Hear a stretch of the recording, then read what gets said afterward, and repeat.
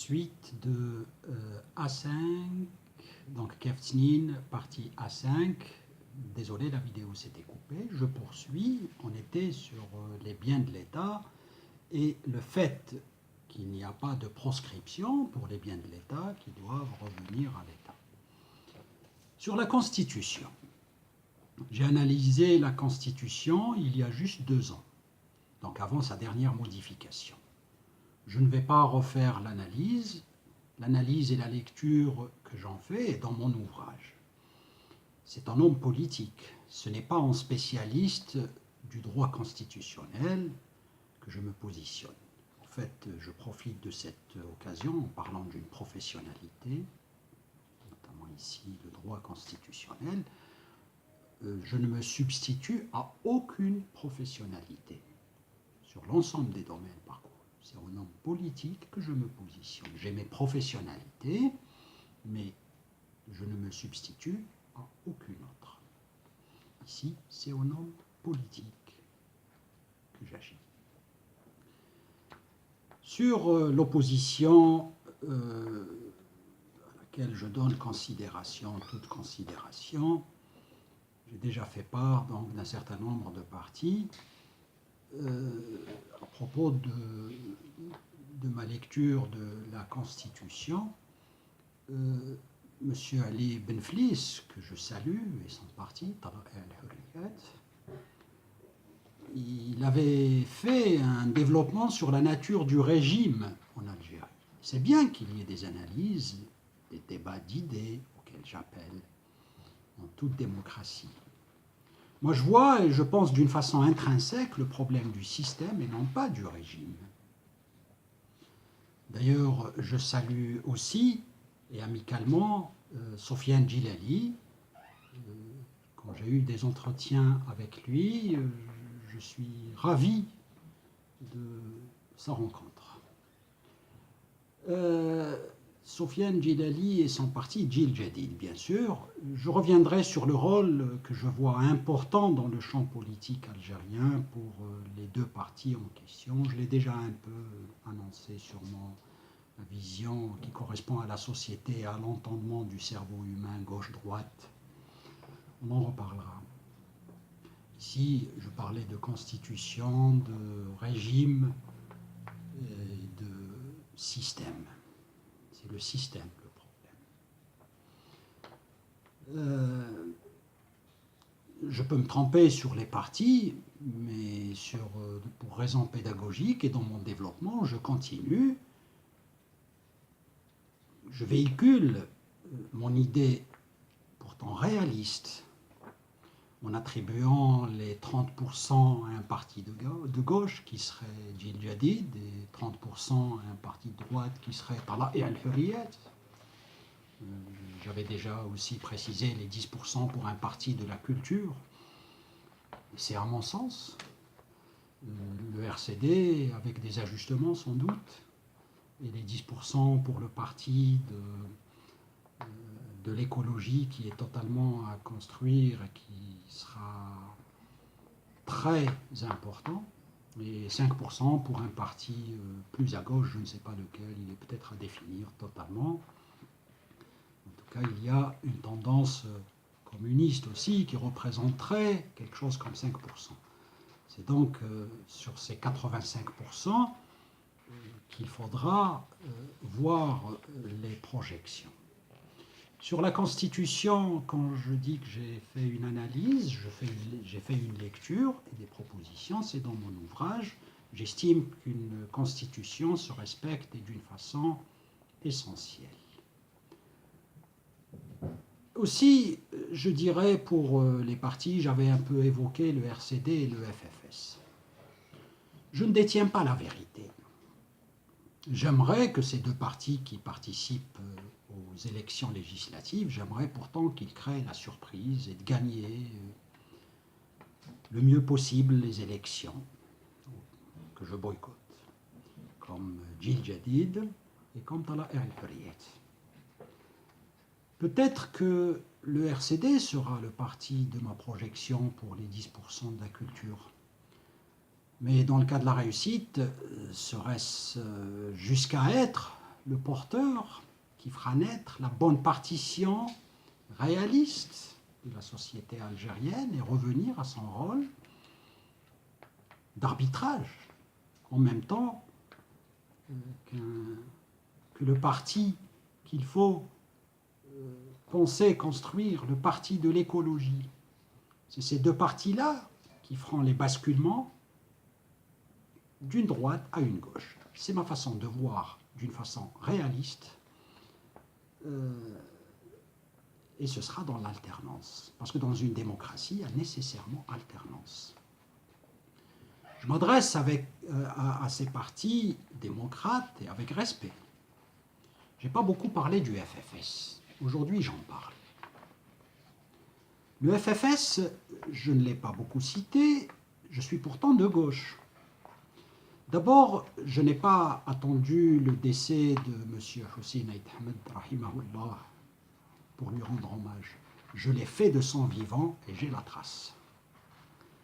Le FFS est le plus vieux parti de l'opposition. Seulement, je trouve qu'il ne peut être d'actualité. En démocrate, nous devons nous écouter. C'est mon point de vue. Je le développe donc. Je trouve que le FFS n'est pas d'actualité. Ma critique. Dans ma vision, le FLN, je l'ai déjà explicitement dit, est appelé à ne pas avoir de place dans une partition réaliste et efficiente du champ politique de l'Algérie indépendante.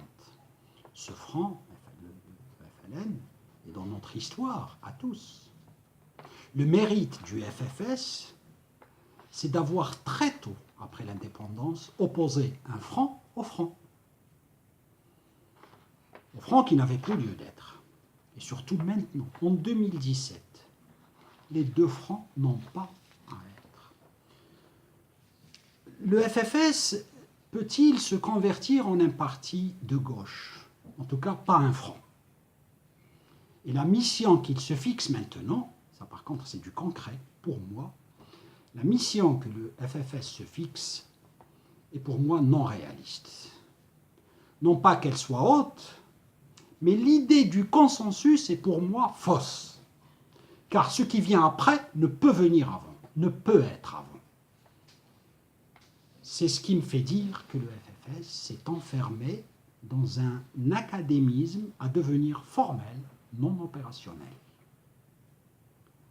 Le FFS, au sein duquel il y a les compétences. Imaginez plutôt un rapprochement des compétences du FFS, la trace d'Aït Ahmed rahimahullah, avec d'autres partis socialistes. En tout cas, dans ma configuration, il y a 30% à gauche, 30% à droite, les 10% de la culture, les 10% de l'écologie, les 5% de communistes, les 15% restants, comme en statistique, c'est dégroupé en pourcentage non important. C'est cette configuration qui nous mettra en fait dans le consensus. Et là, c'est les citoyennes et les citoyens. Pour ces élections législatives, je m'interroge également sur les éventuels candidats indépendants. Donc, je m'adresse aux indépendants aussi, qui ne dépendent pas de partis, qui n'ont pas de socle malheureusement, mais puisqu'ils sont candidats, indépendants aussi. C'est en local, vous, citoyennes, citoyens, habitants de la cité, vous qui les connaissez, si vous ne les connaissez pas, je ne vois pas comment les cautionner. Par ailleurs, personnellement, si je devais voter, je boycotte, mais si je devais voter, je ne voterai jamais pour personne qui a lien avec les partis dits au pouvoir ou leurs satellites. Car, dans le meilleur des cas, ils sont naïfs.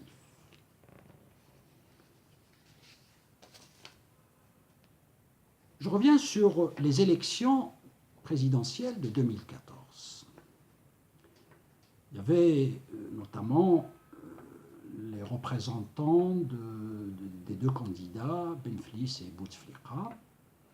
Dans le bureau où j'étais, j'ai fait de mon mieux. Dans le bureau où j'étais pour voter, vous devinez que j'ai voté pour Benflis, pour le changement, quand bien même je le considère de droite. C'est mon interprétation. Je le considère de droite. J'ai voté pour lui, pour le changement.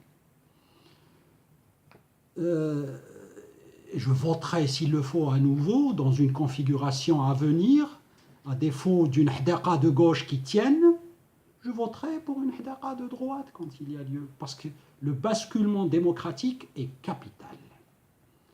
Alors, les représentants des deux candidats, je me suis rendu compte, sur les lieux, ils étaient cousins, les deux représentants. Ils s'amusaient bien tous les deux ensemble. J'ai fait de mon mieux et je m'interroge sur la responsable informatique au bureau situé rue Bourret à Paris 19e. Je ne sais pas si c'est l'actuel ministre des Télécommunications ou est-ce juste une ressemblance. Le bureau en question, à l'occasion, je signale pour cette adresse, c'est le collège dépendant du lycée international algérien à Paris. Je dois signaler, puisque, comme je l'ai dit, l'éducation est parmi les fondamentaux, les résultats au brevet de 2016 étaient catastrophiques.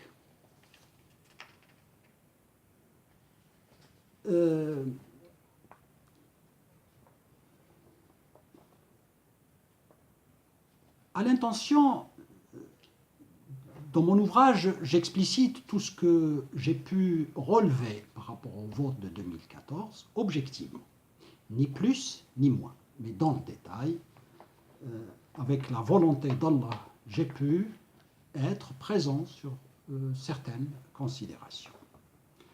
Opposition. Ne soyons pas avares, il faut proposer. Nous avons des solutions et nous les proposons. C'est ce qu'on doit se dire.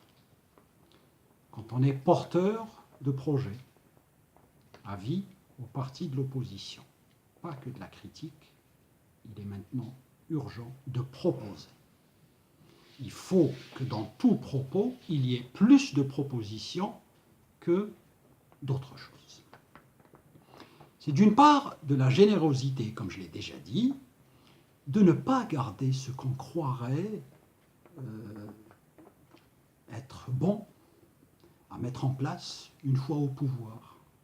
Puis attention, ces solutions, elles ne seront plus d'actualité. Ces idées, elles seront à actualiser.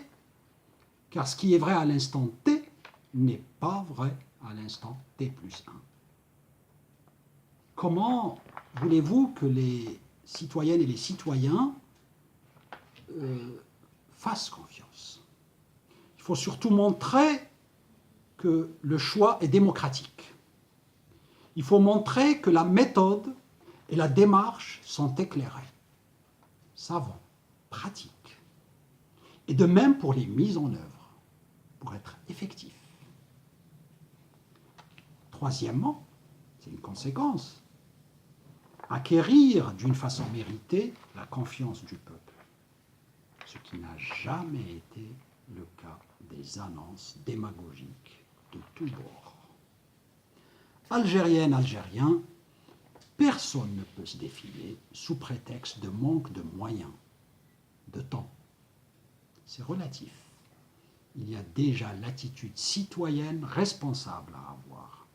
Arrêtons de nous comporter comme si nous étions aveugles. Réfléchissons. Réfléchissons à l'idée du convenable. La yukallifullah nafsan illa wus'aha. Action. Proactif. Quelle professionnalité? Je voudrais aujourd'hui, pour terminer, rendre un hommage. Je cite une profession, expert décisionnel. On va se dire, c'est du bac plus 8. Oui, on interroge les professions qui sont faites actuellement selon le mode de fonctionnement actuel. Si on faisait un retour en arrière, moi je voudrais rendre un hommage à quelqu'un qui m'est très cher. Ammi Tayyib. Mazalul Baraka. C'est un ami intime à mon père, rahimahullah. Ammi Taïb n'est pas universitaire. Ammi Taïb a une mémoire extraordinaire. Il ne voit presque plus. Mais je dirais que lui, qui n'est pas universitaire, était par rapport au travail, parce qu'il a de la mémoire, et il parle de son ancienne profession, il a toujours cette mémoire. Dans le domaine de la sécurité sociale, du temps où la Casorec, caisse d'assurance, était l'équivalent des ministères même. Il y avait 3 caisses, donc région Est, région Centre et région Ouest, en bande. Donc la bande Algérie-Est, c'était la Casorec. Ammi Taïb, pour la sécurité sociale, c'est ça qu'on appelle un expert décisionnel. Et si l'université prend la peine, si les universitaires prennent la peine, ils vont voir le témoignage de ce que veut dire expert décisionnel. Salutations à Ammi Taïb al-Baraka. En parlant de Ammi Taïb, je ne peux pas ne pas citer un autre ami intime à mon père, son frère jumeau, Ammi Salim al-Baraka. Universitaire et une autre mémoire vivante. Voilà, je l'ai dit, que tous les anciens que je n'ai pas nommés, notamment parmi le voisinage de l'Aïberg, multiples et nombreux, cette génération du travail, ça, ils ont toujours, ma lecture actuelle par rapport à ce que je vise, c'est qu'ils ont toujours fait la formation au juste à temps. Ils avaient intégré chacun la volonté politique, la volonté tout court et le travail sérieux. Pourquoi je suis plus critique envers l'opposition? Parce que justement, les citoyens, les citoyennes, quand ils font confiance, ce sera ce qu'on appelle le qudwa al-mulhima. Pour finir totalement de cette partie à 5, je dirais que l'alternance est une nécessité et inutile de retarder l'Algérie s'il y a transparence, s'il y a volonté et non pas course pour les postes. Salam alaikum.